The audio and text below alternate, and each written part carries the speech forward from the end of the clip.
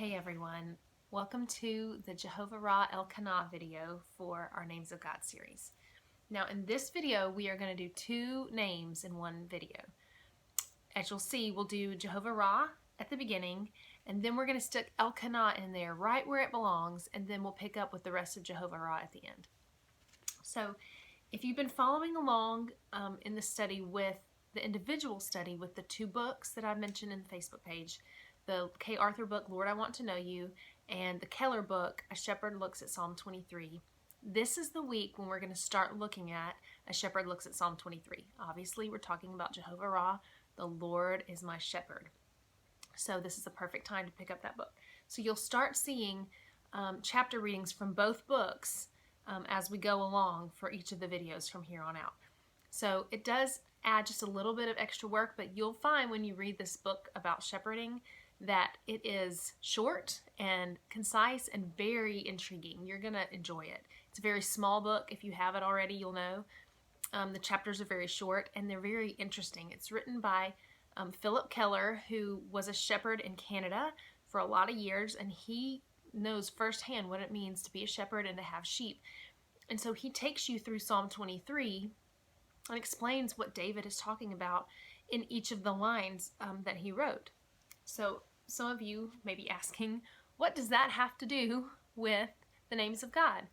Well, if you read Psalm 23 carefully, you'll see that several different names of God are referenced there. It talks about the Lord is my shepherd, obviously Jehovah Raah. I shall not want. Well, what does that sound like? Jehovah Jireh, right? And so we're going to just go through Psalm 23 verse by verse and see what names of God pop out. And that's how we're going to spend the rest of our time together. And I think you'll really enjoy it. I really like studying it that way. So we are going to jump into Jehovah Raah and get going. Okay, Jehovah Raah, the Lord is my shepherd. So far in this study, we've covered 9 names of God. We've covered Elohim and Yahweh, Adonai and El Shaddai. We've talked about El Elyon, Jehovah Sabaoth, Jehovah Nisi, and then last time we covered El Roy and Jehovah Mekadeshkim. So starting today, we're going to cover the other names that we see in Psalm 23, which we've talked about. In Scripture, there are countless references to us as sheep. Not countless because somebody could count them, but I don't know what the number is. It's a lot, right? I don't think I realized until I did this study how pervasive that idea is in Scripture. We can all probably come up with 1 or 2 verses that talk about us as sheep, Psalm 23 being one of them. But when you read Scripture, you will find that it is a consistent theme over and over again in the Old Testament and in the New Testament. This is a very clear teaching. This is the way the Lord sees us. This is who we are. And so I just wanted to reference just a few of these verses. There are 11 right here on this page, and that's not even a fraction of what they are. So the first one, Psalm 78:52. Then he led out his people like sheep and guided them in the wilderness like a flock. Psalm 95 verse 7. For he is our Elohim, and we are the people of his pasture and the sheep of his hand. Psalm 100 verse 3. Know that Yahweh, he is Elohim. It is he who made us, and we are his. We are his people and the sheep of his pasture. Isaiah 53:6. All we like sheep have gone astray. Jeremiah 50 verse 6. My people have been lost sheep. Ezekiel 34:12. As a shepherd seeks out his flock when he is among his sheep that have been scattered, so will I seek out my sheep. Ezekiel 34:31. And you are my sheep, human sheep of my pasture, and I am your Elohim, declares Adonai Yahweh. Matthew 9 verse 36. When he saw the crowds, he had compassion for them because they were harassed and helpless, like sheep without a shepherd. John 10:27. My sheep hear my voice, and I know them, and they follow me. John 21:16. He said to him a second time, Simon, son of John, do you love me? Tend my sheep. 1 Peter 2:25. For you were straying like sheep, but have now returned to the shepherd and overseer of your souls. It's no accident that God has called us sheep, okay? The behavior of sheep and human beings is similar in many ways, okay? We have mob instincts. We have a mass mind. We tend to do what everybody else is doing. We tend to wear the same things. We tend to talk the same ways. We tend to watch the same shows, right? We have a mob instinct, a mass mind. Our fears and timidity. We are a fearful people, right? We have insecurities. We're scared of things. Not necessarily scared of the dark, but scared of what people think of us. We're intimidated by others very easily. We don't like change and uncertainty. It scares us. So that's what sheep are too. They're very fearful. We are stubborn and stupid. We have just the tendency to just dig in deep to something that we believe or that we think is good and hang on to it with all of our might when that may not be the case. It may not be good. But boy, we're stubborn. Boy, we're strong-willed when we want to be. And our habits are all parallels. All of these habits are parallels of profound importance. Like all of these things that we are, sheep are, right? They are. And so God calls us sheep because that's who we most resemble. But despite those adverse characteristics that we have in us and that sheep have in them, we have to remember that Christ still chooses us, right? He calls us by name. He makes us his own, and he delights in caring for us. He loves being our shepherd. Okay, it's not a burden to him. He loves it. Psalm 139:17 says, "How precious to me, or about me, are your thoughts, O God. How vast is the sum of them." God's thoughts about us are precious. He thinks precious thoughts about us. Yet, they are based on an honest evaluation of what we're like. We are like sheep, okay? God is not under some misconception that we are better than we actually are. He doesn't think that we're other than what we are. He doesn't think we're more like him than we are. He doesn't think that we're made of something different. He doesn't think we have capabilities that we don't have. He knows exactly how he made us. He knows our failings, and he knows all of these things about us that aren't necessarily good, and he loves us and thinks precious thoughts about us anyway, right? Psalm 103:14 says he knows our frame. He remembers that we're dust, okay? He knows. He knows that we struggle with these things and that we're fearful and timid and, stubborn. He knows all of those things. He made us. He knows exactly what we're made of. He remembers that we're dust, but he loves us anyway, and he loves caring for us. So if we are like sheep, then we need to know what sheep are like, right? So here's your first blank, 5 characteristics of sheep. The first blank is needy. Sheep are needy. They cannot take care of themselves. Okay, we have pictures in our mind of like sheep grazing on the hillside, maybe in Ireland or in the Middle East somewhere. And it looks like they can kind of fend for themselves. But what you don't see is the fact that there was a shepherd that drove them or led them out there and planted them in that specific spot to eat and to feed and to rest. They couldn't have gotten there on their own, and they will sit there and eat that grass until the grass is bare and not leave. They need a shepherd to take them to the next spot, right? And so they need constant care. They can't heal themselves if they get sick. They're easy. They get sick easily. They can't find food on their own. They have to have somebody doing everything for them. Okay, and we'll see that more as we go through these other names of God. We're going to get into some of this in some more detail. But for right now, we just need to remember that sheep are needy. And we're needy. We need constant care, right? We can't do things on our own. The very basic necessities of life, breathing, our hearts beating, we have no control over. God has to allow that to happen. He's responsible for that. He has to keep our bodies working, or else we won't live, right? We need constant care. The second blank is sheep are fearful. They're fearful. They are easily frightened, and they need constant comfort. Okay, we'll talk about this in another name in more detail, but it is not uncommon for a twig to snap in the thicket and a sheep to get startled and to take off and like run off a cliff because they're so jittery and easily scared. You know, we are the same way. There are things in our life that are triggers that scare us. Unknown things, you know, or known things that we know are coming or we fear are coming. We are scared of, you know, stepping out in faith. There are things that are frightening for us, that make us anxious, and we need constant comfort too. The third characteristic of sheep is that they're just dumb. Y'all, they're dumb. Sheep cannot think for themselves, okay? They need direction all the time. They don't know how to find food.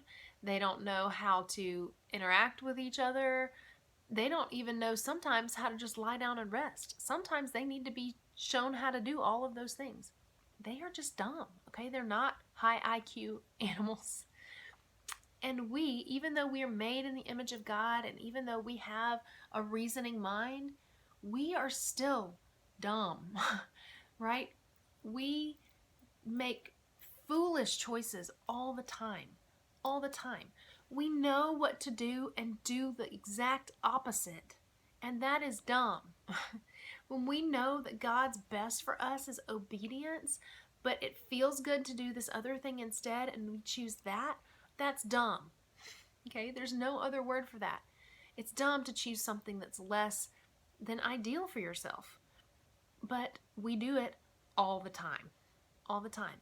And so we need constant guidance, just like the sheep need constant guidance, right? The fourth characteristic of sheep is that they're defenseless. They're defenseless. Okay, they don't have sharp claws. They don't have pointy teeth. They can't run fast. You know, they're not particularly strong. They don't have a lot of body weight that they can just throw up against an animal that's coming for them. They don't have a loud call to frighten the other animals away. Okay, they're defenseless. And we are too. We need protection from Satan, from ourselves sometimes. We need help defending against sin, right? We need the Holy Spirit to help us and to defend us in these ways. We needed God himself to come down and to save us because we couldn't save ourselves. We were helpless. We are defenseless against that which wants to kill us for all eternity. And the Lord, our good shepherd, came down and saved us from that, right? So just like sheep, we are defenseless against the things that are going to kill us eternally. And we need someone to defend us. And then the last characteristic of sheep is that they're feeble. They're feeble. They're easily overcome by disease, and they need constant tending, okay? Constant tending. We will talk about this in detail when we do Jehovah Raah, the Lord who heals, the Lord our healer. But just for now, we will just say, you know, sheep get they get attacked by bugs all the time that could harm them, not just annoy them, but really harm them. But they have no defense against that. They're easily overcome by skin diseases and all kinds of things. And they can't protect themselves against that. They can't heal themselves. And they need a shepherd to protect them and to apply ointment to them and to give them medicine that they need. They have to have a person to take care of them. They need someone bigger than them to care for them, and so do we. Okay? We have aches and hurts and wounds that need tending that we can't tend ourselves. We need the Lord and the Holy Spirit and the God the Son to heal us and to make us whole. Okay? That's not something that we can do on our own. Just like sheep, we're feeble. and we're weak. We get tired. We get tired of obeying. We get tired of trying. We just get physically tired, right? And we need the Lord to help us in that. And so just like sheep, we are needy, we're fearful, we're dumb, we're defenseless, and we're feeble, and we need a shepherd to take care of all of those things for us. And what makes the difference in the sheep is the shepherd, okay? Your next blank says, the welfare of sheep depends solely on the care they get from their shepherd. The better the shepherd, the healthier the sheep. The welfare of sheep depends solely on the care they get from the shepherd. The better the shepherd, the healthier the sheep. Keller says in his book, the lot in life of any particular sheep depends on the type of man who owns it. Under one man, sheep might struggle, starve, and suffer endless hardship. In another's care, they would flourish and thrive contentedly. So, a sheep, the same sheep, under one shepherd's care might languish. That sheep might stay sick. It might be underfed, because if that shepherd's not caring for it well, that sheep won't thrive. But if you take that same sheep and put it with a shepherd who cares about it and will take measures to heal it and will feed it well and will take care of it, then that same sheep will flourish. And so the shepherd makes all the difference in the sheep. So what is our shepherd like? What is the great shepherd like? Okay, Psalm 23. Let's just read it together. You can say it with me out loud. I'm sure you know it. And we'll just quote it together. It says, "The Lord is my shepherd. I shall not want. He makes me to lie down in green pastures.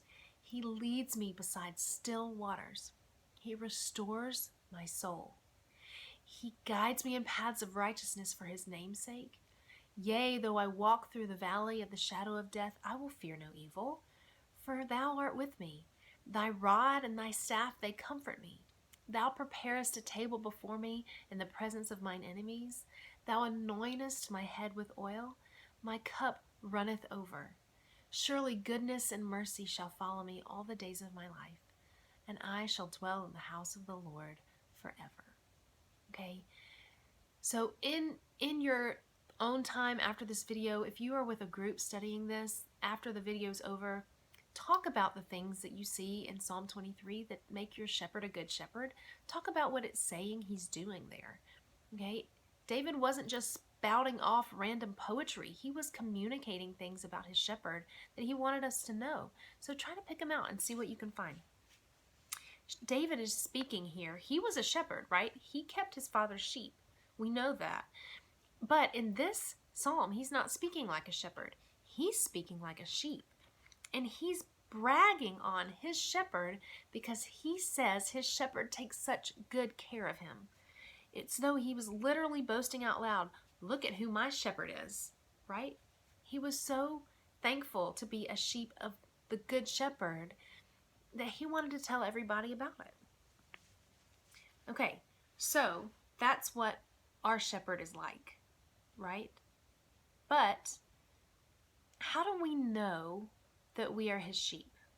Okay, we take that for granted, maybe in the Christian culture, that we are all the sheep of his pasture. But how do we know that we're his sheep? Your next blank says, why must we acknowledge Jehovah Raah's ownership over us? The first blank is that he made us. Okay, he is our shepherd and he owns us because he made us. We belong to him simply because he chose to create us as the object of his own affection.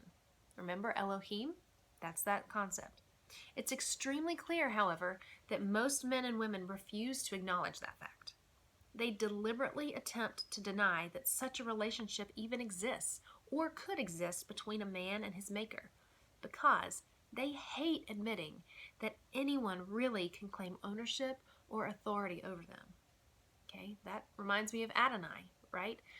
And again, we're going to see a lot of the same themes repeated in these different names because God is all of these names all at the same time, right? He's not Yahweh sometimes and Jehovah Raah sometimes and Elohim sometimes. He is all of the things all of the time. And so we see here that he has ownership over us, just like Elohim and Adonai talked about. And it's just reiterated here in this name in a different way so that we can understand it even better. So the first reason we acknowledge his ownership over us is that he made us. And the second reason is he bought us. He bought us. He bought us with his perfect life and his death on the cross. So 1 Corinthians 6:19 and 20 bear this out. It says, "You are not your own, for you were bought with a price." Okay? You're not your own. You were bought with a price. We belong to him. He paid for us, and so we're his.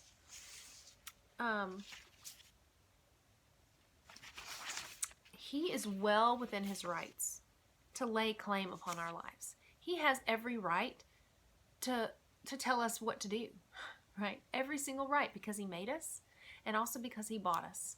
He double owns us if we belong to him. If we have chosen to follow Christ, he owns us and he owns us again, right? Keller says this, "I recall quite clearly how in my first venture with sheep, the question of paying a price for my ewes was so terribly important. They belonged to me only by virtue of the fact that I paid hard cash for them. It was money earned by the blood and sweat and tears drawn from my own body during the desperate grinding years of the Depression.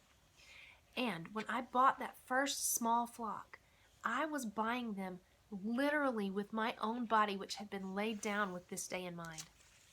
Because of this, I felt in a special way that they were in very truth a part of me and I a part of them.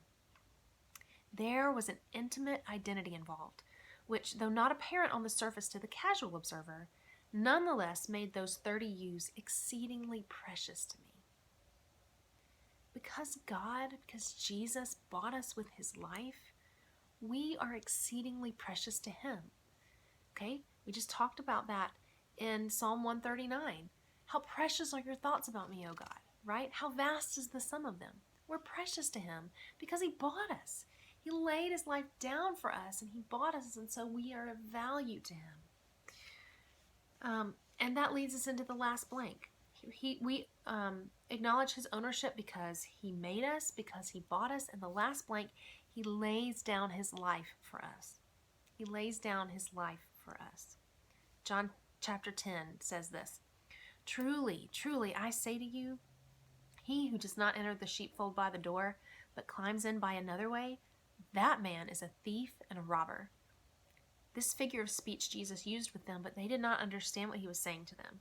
So Jesus again said to them, "Truly, truly, I say to you, I am the door of the sheep. I am the good shepherd. The good shepherd lays down his life for the sheep." So often at night, the shepherd would lie down in the opening of the sheep pen and act as a physical door for the sheep. Okay? That provided comfort for the sheep because their shepherd was there with them, and it allowed him to protect them from predators and thieves, right? If he heard a wolf coming or a robber coming, he could immediately wake up and defend his flock, right? Because he was there, and he was the door keeping them in and keeping everything else out. Keller continues his story about buying his sheep and says this, "The day I bought them, I also realized that this was but the first stage in a long-lasting endeavor in which from then on, I would, as their owner, have to continually lay down my life for them if they were to flourish and prosper. Sheep do not just take care of themselves, as some people might suppose. They require, more than any other class of livestock, endless attention and meticulous care." Okay, he knew that when he was buying these sheep, he wasn't just buying them and gonna set them out in the pasture for just to watch them from inside while he drinks his cup of coffee every morning, right? He was going to have to go out every day and care for them and feed them and trim their wool and apply ointment to their heads and make sure they had clean water and keep them from fighting each other. He was going to have to continually lay his life down for the care of his sheep, and he did it willingly. It was his joy, and that is the same thing with our shepherd. It's his great joy to care for us, but he does it by laying down his life, right? So now that we're talking about God's ownership, we are going to jump to Elkanah. Okay, you should have that section right there in your notes. So we're going to jump into Elkanah right now. Elkanah means the Lord is jealous. Okay, so if the Lord owns us, we just talked about that. He made us, He bought us, He laid His life down for us, so we belong to Him, right? Everyone in this world belongs to Him because He made them. They don't all acknowledge that ownership, but He owns them. But we who acknowledge it are owned a second and a third time by Him because He bought us and He lays His life down for us, right? And if He owns us, if we are exceedingly precious and valuable to Him, then He has a right to be jealously defending that relationship with us, okay? And so that is Elkanah in a nutshell. That's what we're talking about. God's jealousy over us and for the relationship between He and us. So what is jealousy, okay? In our culture, we have two words that we kind of use interchangeably. One is jealousy, and the other one is envy. But they are not the same thing, okay? They don't mean the same thing. Envy, that should be your first blank in this section. Envy means, I want what rightly belongs to you. I want what rightly belongs to you. So you have a pretty shiny new car. It has all the bells and whistles. It has room for 7 in the cab. You know, it gets great gas mileage. It has heated seats, whatever it is. It's a nice car. And I look at that car and I think, I want that car. My car is small and it doesn't have rear air and, you know, it's not big enough and, you know, it gets pretty good gas mileage, but it's not really a cool car and I can't carry a lot of people in it and, you know, I deserve a car like that. I really need that car. Okay, that's envy because I don't get to want what rightly belongs to you. You bought that car. It's your car. Okay, if I want a car like that, I can save up money and I can go get the car. But I don't get to be mad or be jealous or envious, I guess. I don't get to be envious of you and your car. I don't get to want what rightly belongs to you or feel angry that you have it and I don't. That's envy. Okay, on the flip side of that, jealousy is, I want what rightly belongs to me. I want what rightly belongs to me. Okay, so the example here is like in a marriage. You have a husband and a wife and they are in a marriage relationship. They have promised to be, you know, they have promised to have fidelity for one another. They have promised to stay together forever and to have eyes only for each other. Okay, and if someone comes along and tries to woo me away from Kevin, tries to tamper with our marriage, tries to gain my affections, to pull me away from him, then I would expect Kevin to come after them. I would expect him to be jealous of that. I would expect him to get in the way of that. I would expect him to have words with me and to have words with that other person to put a stop to it, because he needs to defend what rightly belongs to him, which is this relationship in marriage, okay? He and I belong to each other because we chose that and we vowed that, and before the Lord, we are one. And so if anything comes in between us, then we have the right to jealously defend that relationship. And so that is the picture of us and God. Remember, Adonai says he's our husband, okay? So he has the right to defend our relationship with him, even if that means he has to have words with us, right? If we're causing problems, then he may need to fix those problems, if you understand what I'm saying. So he is rightfully jealous to defend that relationship. And so he wants things from this relationship. He wants it to be a certain way. And so he wants to defend it and protect it. And so what are the things that God wants? The first thing he wants is exclusive worship. He wants exclusive worship from us. Exodus 20 verses 1 through 6 point this out. And Elohim spoke all these words. I am Yahweh your Elohim, who brought you out of Egypt, out of the land of slavery. You shall not make for yourself a carved image, or any likeness of anything that is in heaven above, or that is in the earth beneath, or that is in the water under the earth. You shall not bow down to them or serve them. For I, Yahweh your Elohim, am a Qanna El, visiting the iniquity of the fathers on the children to the third and fourth generation of those who hate me, but showing steadfast love to thousands of those who love me and keep my commandments. God's command here was for the Israelites and for us as well to bow down to or to serve nothing other than Him. He wants us to worship Him and Him alone. And whereas that seems very self-serving on His part, He knows that if we worship anything else, it will be hollow for us. We were made to worship, right? He created us with a need to worship. And if we worship something other than our Creator, we are going to feel hollow inside. It is going to not satisfy us, right? He knows that if He receives the worship, then we receive the goodness from that. And He wants our greatest good.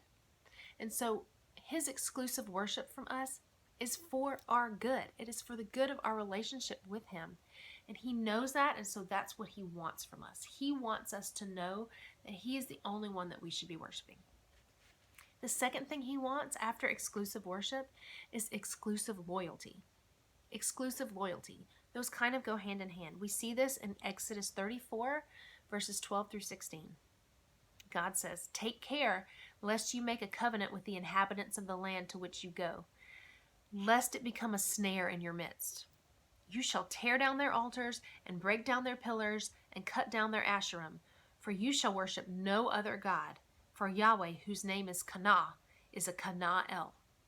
Lest you make a covenant with the inhabitants of the land, and when they whore after their gods and sacrifice to their gods and you're invited, you eat of his sacrifice and you take of their daughters for your sons, and their daughters whore after their gods and make your sons whore after their gods." Okay? The Israelites at this point were already in a covenant relationship with Yahweh. Any other additional covenant they made with anyone else would divide their loyalties. Okay, so it is not possible to have two parallel covenants going at the same time forever. Okay? Because at some point, one of these covenants is going to overlap or conflict with the other one, and you're going to have to decide which one to break. Okay? You can't serve God and mammon, God and money. You can't serve two masters. Okay? It's just not possible. And so at some point, one of those is going to have to give. And so God is clear that He wants our covenant to be with Him and Him alone, that our loyalty with Him is exclusive, that if anything else comes up against that, that is the thing that loses, and that our walk with the Lord, our loyalty to Him stands firm. Okay? Again, that's for our good. And He knows that, and so that's why He's requiring that. Deuteronomy 4 verses 23 and 24 say, "Take care lest you forget the covenant of Yahweh your Elohim, which He made with you, and make a carved image, the form of anything that Yahweh your Elohim has forbidden you. For Yahweh your Elohim is a consuming fire, a Qanna El." Okay?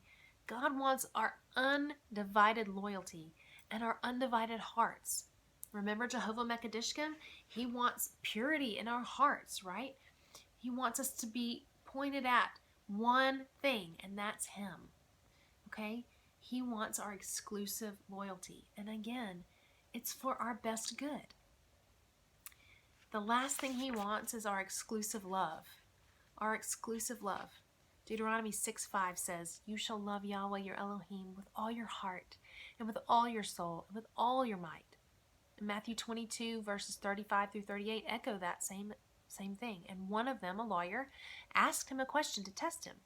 He said, "Teacher, which is the greatest commandment in the law?" And He, Jesus, said to him, "You shall love the Lord your God with all your heart, and with all your soul, and with all your mind. This is the great and first commandment." So in the 10 Commandments, the first one and the second one, you shall love the Lord your God, don't worship any other. They're both commandments of jealousy.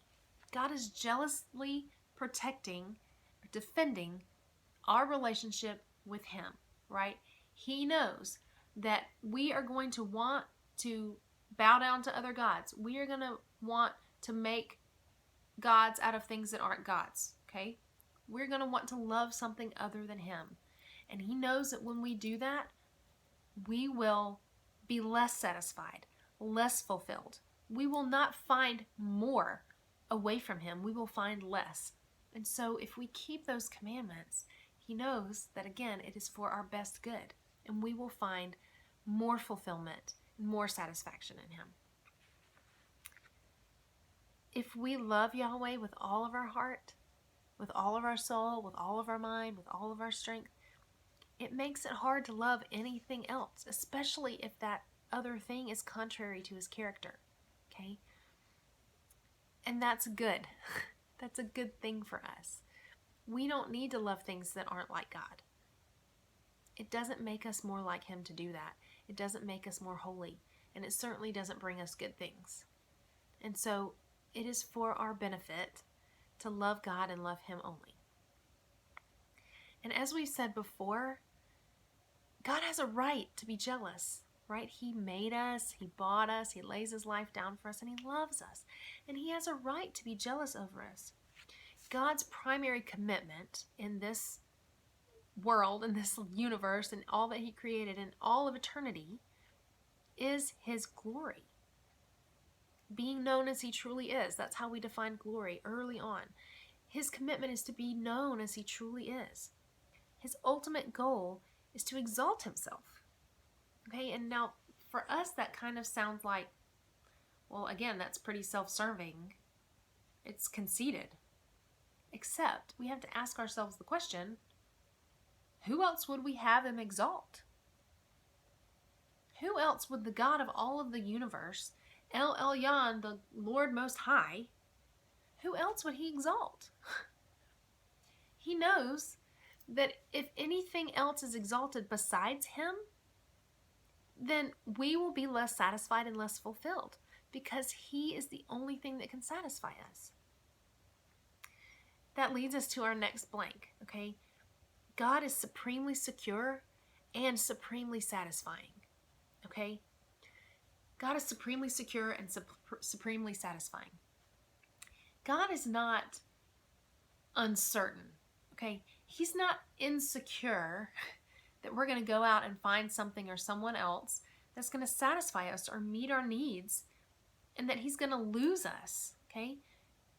He knows that there's nothing else out there that's going to satisfy us. We may chase something for a while, but in the end, it's all going to turn into just rot, right? It's all going to fade or just crumble. He knows that He's the only person, the only thing that can truly satisfy us. Therefore, He's calm in His certainty that it is for our own supreme good that He fight for our affections.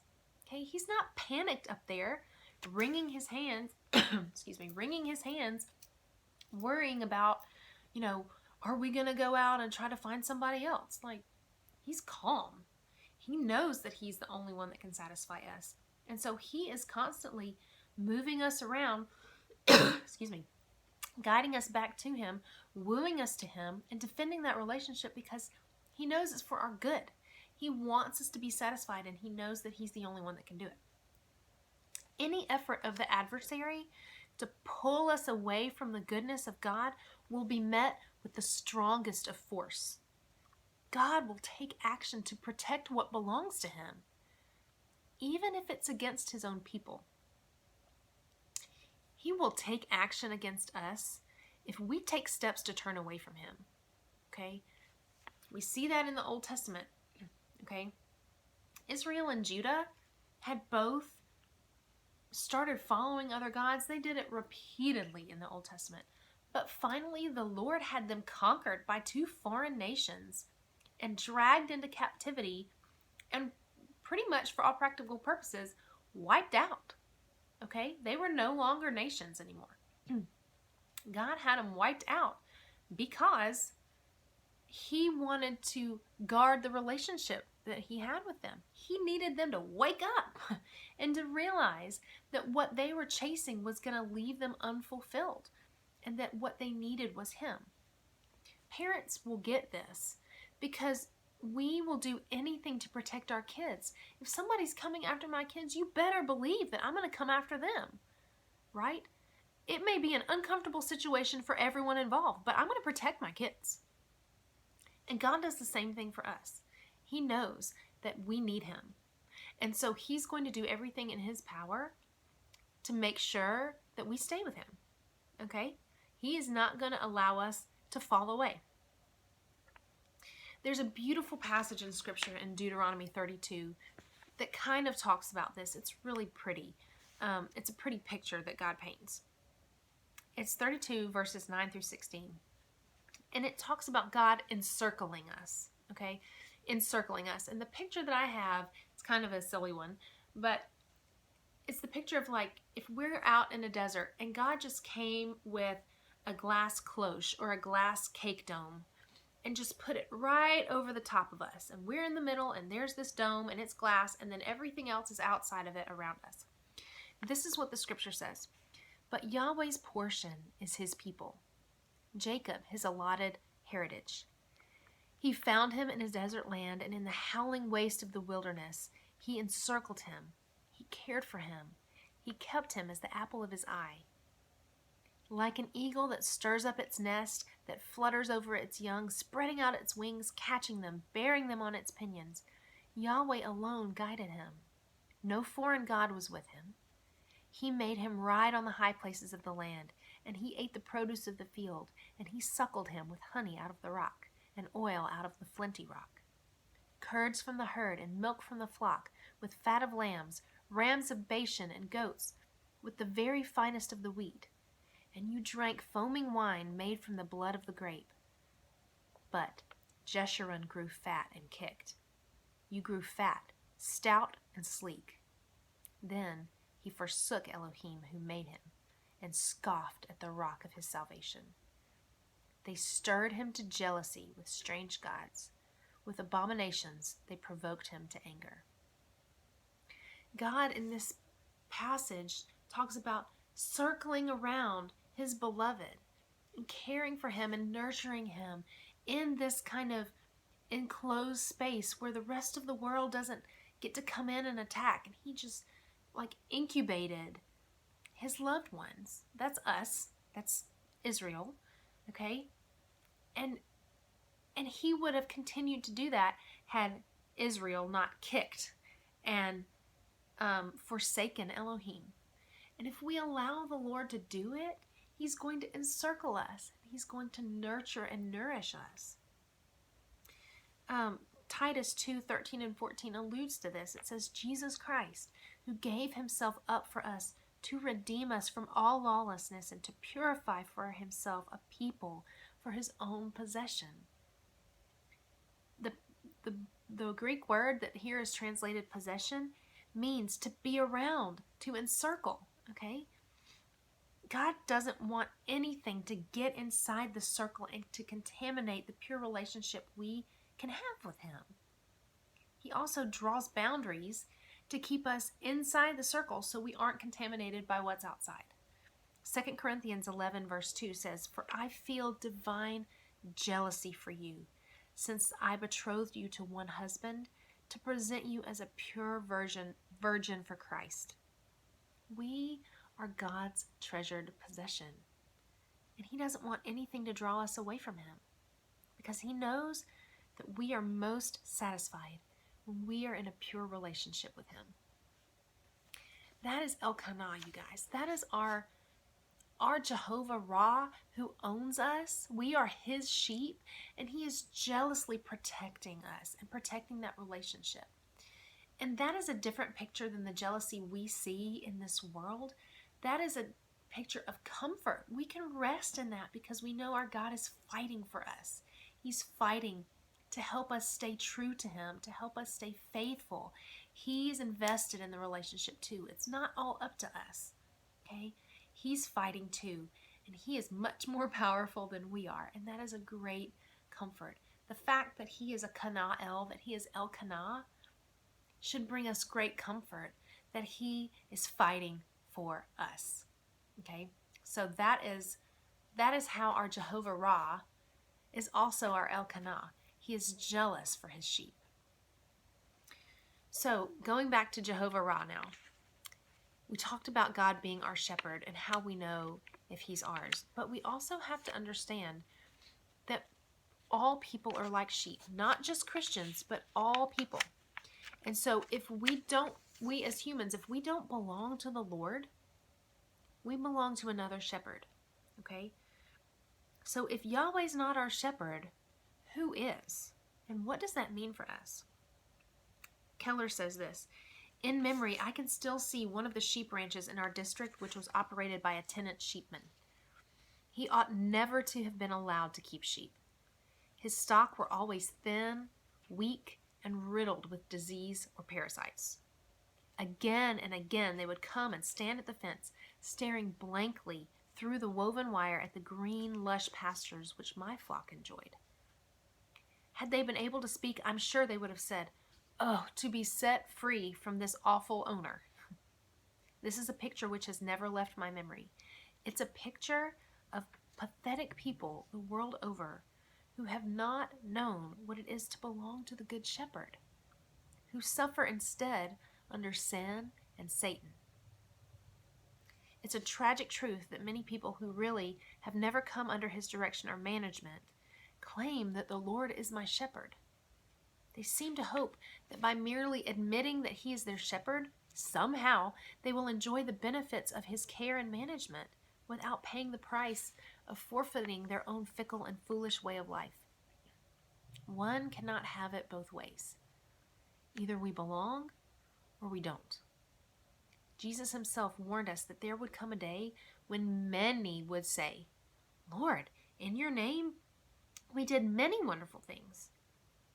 But he will retort that he never knew us as his own. Remember, we talked about that in Adonai, that the vast majority of the people who have lived will say, "Lord, didn't we do all of these things? Didn't we call ourselves by your name?" And he's not going to be concerned with what they did or what they called themselves. He's going to be concerned with if they knew him and if he knew them. And if he didn't, he's going to cast them aside.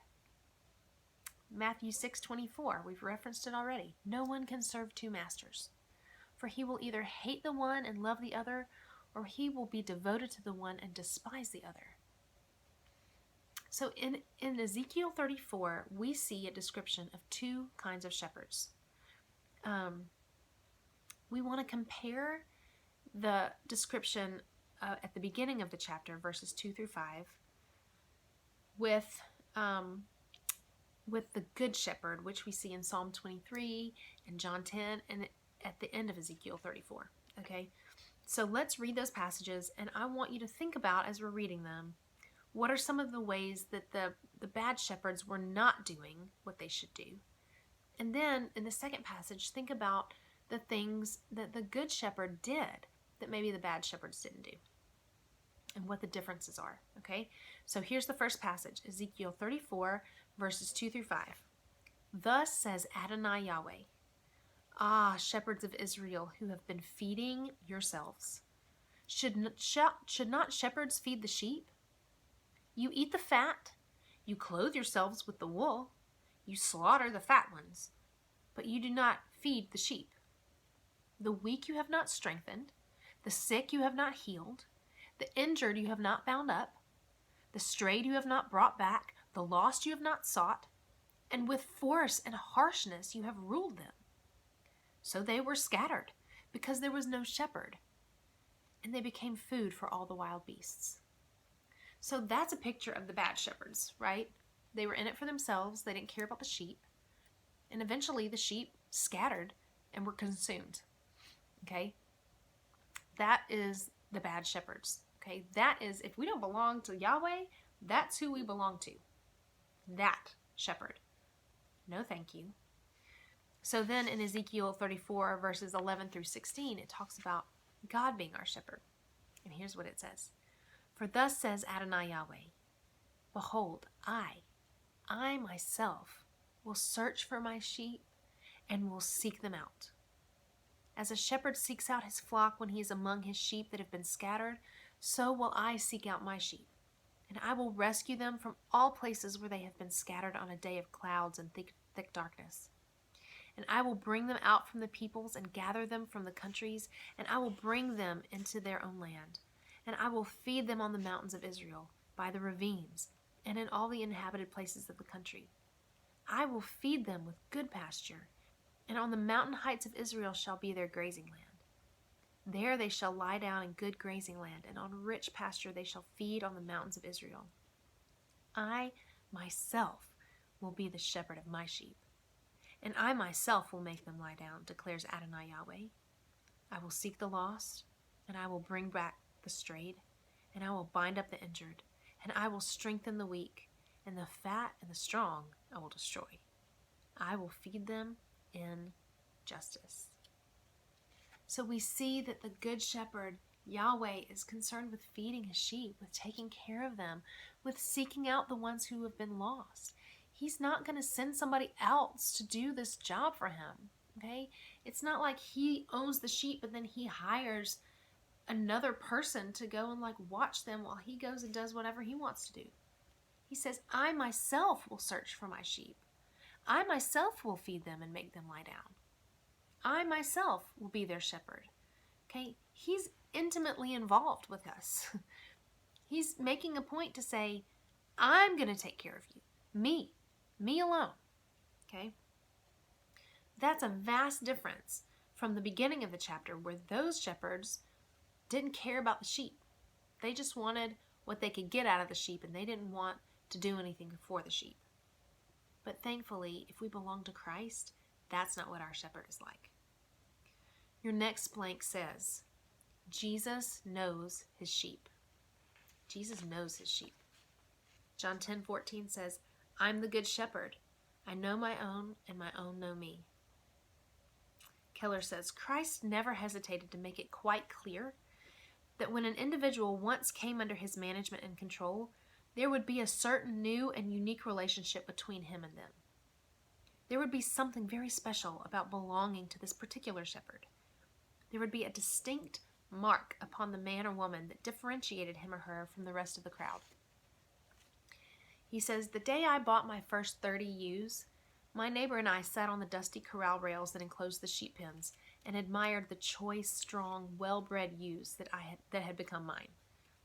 Turning to me, he handed me a large, sharp killing knife and remarked tersely, well, Philip, they're yours. Now you'll have to put your mark on them. I knew exactly what he meant. Each shepherd has his own distinctive earmark, which he cuts into one of the ears of his sheep. In this way, even at a distance, it's easy to determine to whom the sheep belongs. It was not the most pleasant procedure to catch each ewe in turn and lay her ear on a wooden block and then notch it deeply with the razor-sharp edge of the knife. There was pain for both of us. But from our mutual suffering, an indelible lifelong mark of ownership was made that could never be erased. And from then on, every sheep that came into my possession would bear my mark. There's an exciting parallel to this in the Old Testament. It happens in Deuteronomy 15, verses 12 through 17. When a slave in any Hebrew household chose of his own free will to become a lifelong member of that household, he was subjected to a certain ritual.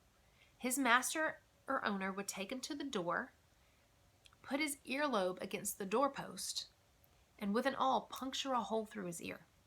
And from then on, he was a man marked for life as belonging to that house. For the man or woman who recognizes the claim of Christ and gives allegiance to his absolute ownership, there comes the question of bearing his mark. The mark of the cross is that which should identify us with him for all time. So what are marks of true believers? This is something you can talk about with your group that you're watching this with, or you can think about in your own time. What are some of the marks of true believers?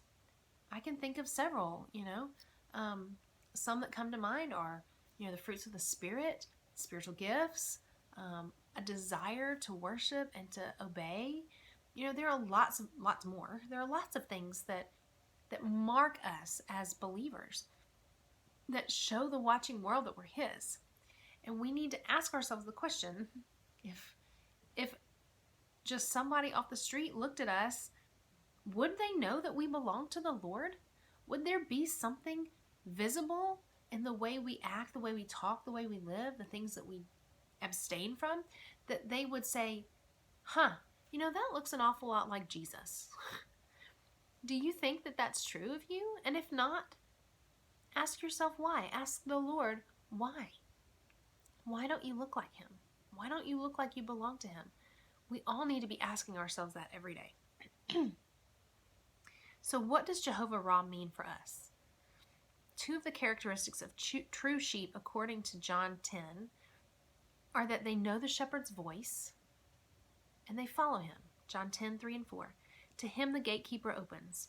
The sheep hear his voice, and he calls his own sheep by name and leads them out.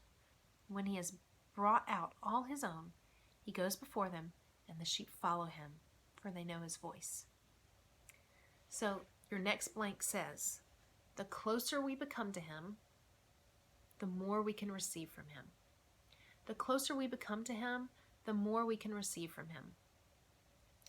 Sheep are utterly dependent upon the shepherd for almost everything pertaining to their well-being. In the work of Christ for his sheep, there is accordingly the ministry of leading the sheep in the path of the will of God. Only as sheep are willing to follow Christ will they find their complete spiritual needs supplied.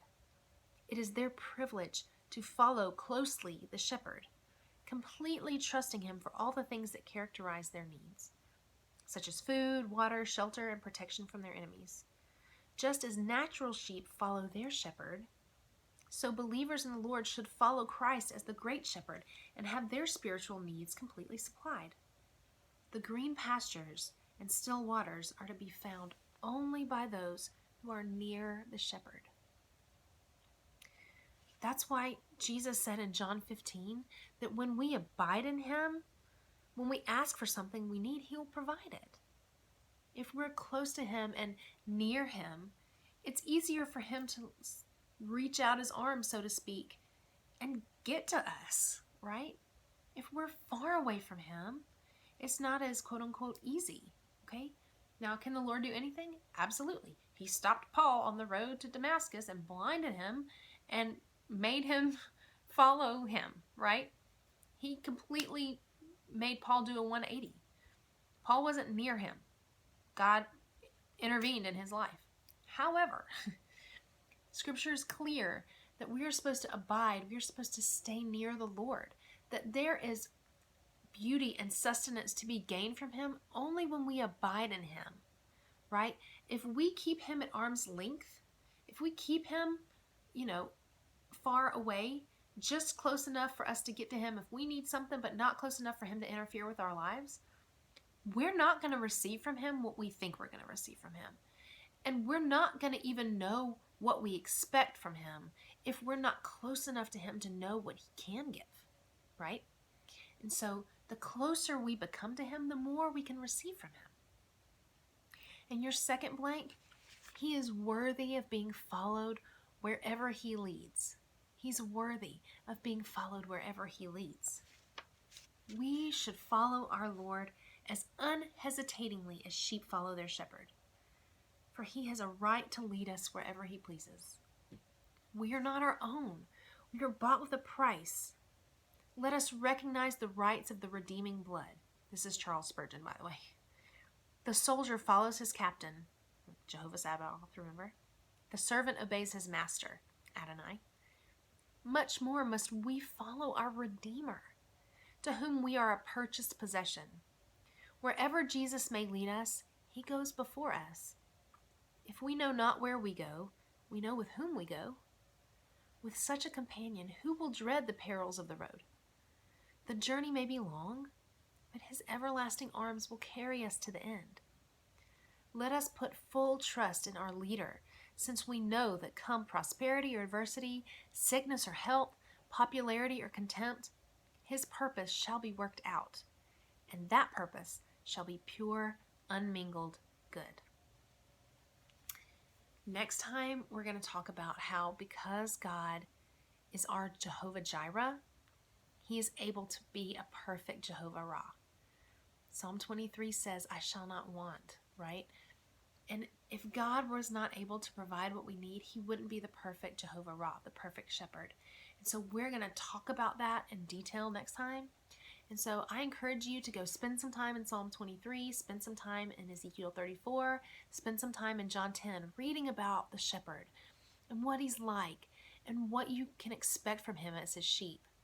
And another fun thing to do is to just get online or in one of those Bible apps and just search for the word sheep and see how many books of the Bible that word shows up in, where it's talking about us being sheep, okay? It is all over the Bible. And just spend time this week in prayer, confessing to the Lord that you are a sheep. You're dumb. You're feeble. You're fearful. You're needy, right? You're defenseless. You're all of the things that sheep are, and you need a shepherd. So what a great opportunity just to spend some time with Him, acknowledging your neediness and thanking Him for His comfort, for His guidance, for His care that He takes of you. And to reaffirm in your heart and to Him that you will follow Him where He goes, that He is your shepherd and that you will do what He says. You will strive to be near Him. This is a sweet relationship, and I'm thankful that the Lord not only is our shepherd, but He's defending that relationship for us too, because He knows that we can't do it on our own. So I hope that that has helped you to understand Jehovah Raah and Qanna in a deeper, more beautiful way, and we'll see you next time.